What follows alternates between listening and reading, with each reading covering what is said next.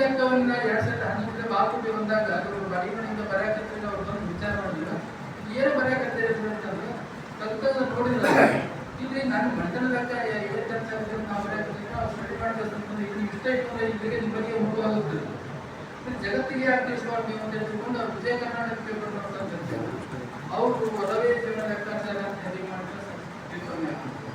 ಅದು ನೋಡಿ ಬಾಲ್ಮಟ ಯಾಕೆ ಪೇಪರ್ ಅದಾವಲ್ಲ ಸಾಹಿತ್ಯ ಕರ್ನಾಟಕ ಪ್ರಜಾವಾಣಿ ವಿಜಯವಾಣಿ ಉದಯವಾಣಿ ಎಲ್ಲ 2012 ಇದಾಗಿರ್ತಾವ ಎಲ್ಲ ಪಬ್ಲಿಷ್ ಮಾಡಿದ್ರು. ಅದನ್ನ ನೋಡ್ಬಂದು ಟಿವಿದಾಗ ಬಂದು ಅವ್ರು ಸಮಯ ಟಿವಿ ಏನೆಲ್ಲ ಯಾಕೆ ತಂತಾನೆ ಟಿವಿ ಅವ್ರ ಜೊತೆ ವಿಚಾರ ಮಾಡಿದ್ರು. ಇದರನ್ನು ಭಾಳ ಖುಷಿ ಕೊಡಾಕತ್ತು. ನನ್ನ ಮನೆಯ ಲೆಕ್ಕ ಬರ್ಕೊಟ್ಟು ಇಷ್ಟೆಲ್ಲ ಆಯ್ತಲ್ಲ ಇರೋದು ಅಂತ ತಿಳ್ಕೊಂಡು ನಾನು ಮಿನಿಸ್ಟ್ರು ಏನು ಹೇಳ ಇಷ್ಟಕ್ಕೆ ಕೊಟ್ಟಿಲ್ಲ ನಾನು ಮಿನಿಸ್ಟರ್ಸ್ ಪತ್ರ ಬರೀತಾರೆ ಅವರಿಂದ ಒಳ್ಳೊಳ್ಳೆಲ್ಲ ಸುಭಾಷ ಬರ್ಬೇಕು. ಅವ್ರನ್ನೆಲ್ಲ ನೋಡಿ ಜಗತ್ತಿಗೆ ಯಾಕೆ ಹೇಳ್ಬಾರ್ದು ಅಂತ ಹೇಳ್ಬಿಟ್ಟು ಮಂತ್ರಿಗಳ ನನ್ನ ಬಗ್ಗೆ ಏನು ಹೇಳಲ್ಲ, ಪತ್ರಕರ್ತರ ನನ್ನ ಬಗ್ಗೆ ಏನು ಹೇಳಲ್ಲ. ನಾನು ರಿಕಾರ್ಡ್ಸಿಂದ ಅವ್ರನ್ನ 3 ದಿವಸ ಫ್ಲೆಕ್ಸ್ ಮಾಡಿಸ್ಕೆ ಹೇಳಕತ್ತಿದ್ದೆ. ಹಿಂಗೆ ಸುಮಾರು 10-15 ಇಷ್ಟು ನಂದು ಇದಾಯ್ತು.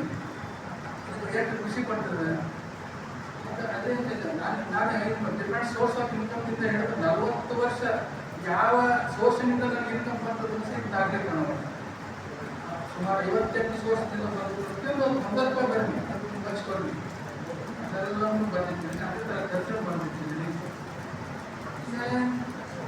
ಲೆಕ್ಕ ಹಿಡಿದ್ರಿಂದ ಏನು ಲಾಭ ಇದ್ರಪ್ಪ ಹಾಕೋದಕ್ಕೆ ಏನು ಲಾಭ ತಗೊಂಡ್ರೆ ಇದನ್ನು ಹಿಡಿದ್ರಿಂದ ಪಾರದರ್ಶಕತೆ ಉತ್ಪನ್ನ ಟ್ರಾನ್ಸ್ಪರೆನ್ಸಿ ಅಂತ ಹೇಳಿದ್ರು.